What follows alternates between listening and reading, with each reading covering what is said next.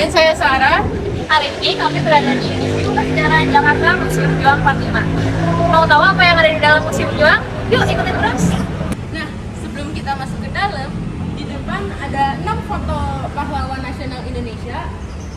Ada Raden Ajeng Kartini, Cut Madin, Sutna Mutia, Raden Dewi Sartika, Marta Kristina Tiahahu, dan Maria Walanda Maramis.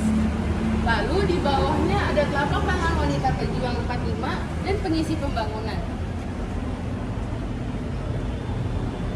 Jadi museum ini tuh disusunkan oleh presiden kedua kita, yaitu Presiden Soeharto. By the way, kalian tahu nggak kalau tepat di depan pintu masuk museum ini ada patung presiden pertama kita, yaitu Soekarno, dan wakil presiden pertama kita, yaitu Muhammad Hatta. Yuk masuk.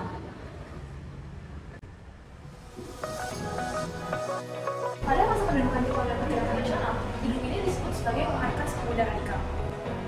Nah, sebagai menjadi markas pemuda radikal, gedung ini juga menjadi asrama yang digunakan sebagai tempat pendidikan politik kebangsaan pada bulan Juli tahun 1942.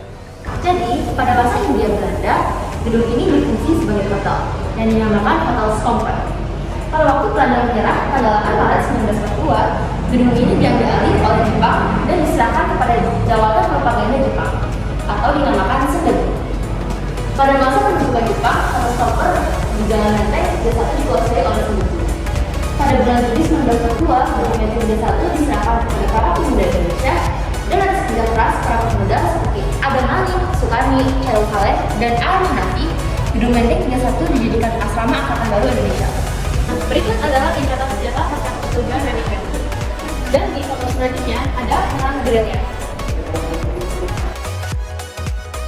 Berikut adalah perobekan bendera Belanda di Hotel Yamato.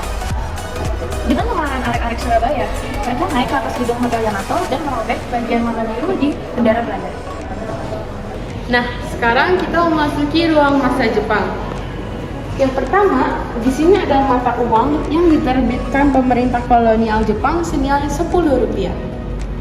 Selanjutnya ada kain Bogor. Kain ini merupakan pakaian masyarakat menengah ke bawah pada saat itu. Dan di sebelah sini ada seragam tentara PETA. PETA adalah singkatan dari Tentara Pembela Tanah Air. Terakhir, ada samurai yang disebut juga gunto. Samurai ini digunakan sebagai perlengkapan militer. Berikut ini adalah kelompok-kelompok perjuangan pada masa pemerintahan Jepang. Pertama adalah kelompok anti-fasis Jepang yang terdiri dari Riyadi, Agus Sarifudin, Pak Zainal Mustafa, dan Sudar Syarif. Kedua ada kelompok PETA seperti Pembela Tanah Air.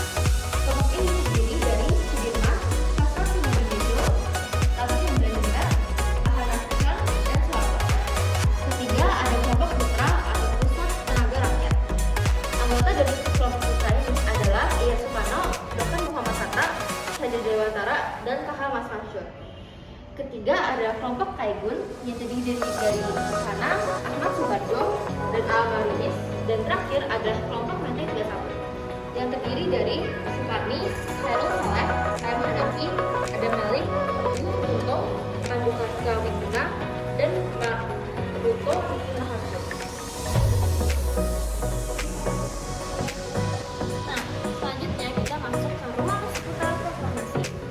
Yang pertama, peristiwa Rengas Dengklok. Seperti yang kalian tahu, pada tanggal 19 Agustus hari sebelum kemerdekaan Indonesia, ada yang namanya peristiwa Rengas Dengklok. Tujuannya untuk mendesak diduga menyelenggarkan proklamasi sekarang juga sekaligus mencegah penangkapan mereka oleh pihak Jepang. Selanjutnya ada penyusunan naskah teks proklamasi, dan yang terakhir ada proklamasi kemerdekaan Indonesia 17 Agustus 1945. Pada tanggal 17 Agustus 1945 jam 10 pagi di rumah Bung Karno diselenggarakan pembacaan teks proklamasi kemerdekaan Indonesia. Bung Karno membacakan teks proklamasi tersebut yang baru saja dibuat pagi hari di Indonesia. Ini merupakan rapat Rengas Dengklok dan di sebelahnya merupakan rumusan teks proklamasi. Dan di sini adalah Hari Kemerdekaan Indonesia.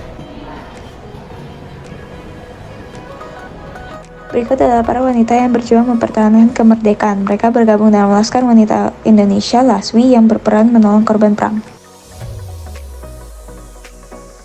Selanjutnya adalah API, dibentuk oleh para pemuda Menteng 31 diketuai oleh Wikana dengan wakilnya Chairul Saleh. Dan di sini Bung Karno sedang memberikan pidato di atas podium di lapangan Wilkada. Kita beralih ke gambar sini. Ini adalah gambar pertempuran Surabaya 10 November 1945. Dan istilahnya adalah peristiwa yang sangat terkenal, yaitu peristiwa Bandung Lautan Api. Di sebelah sini ada pembentukan Tentara Keamanan Rakyat.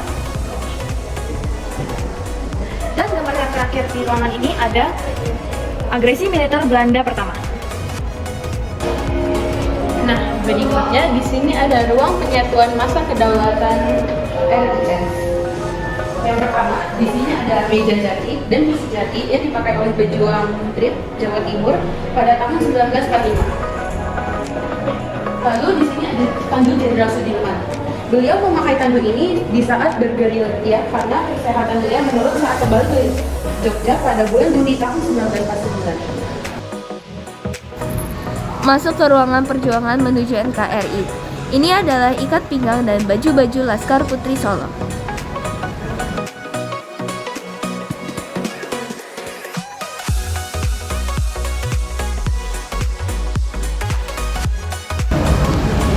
Dan di sebelah sini adalah jas yang digunakan oleh Ibu Asih Hussein.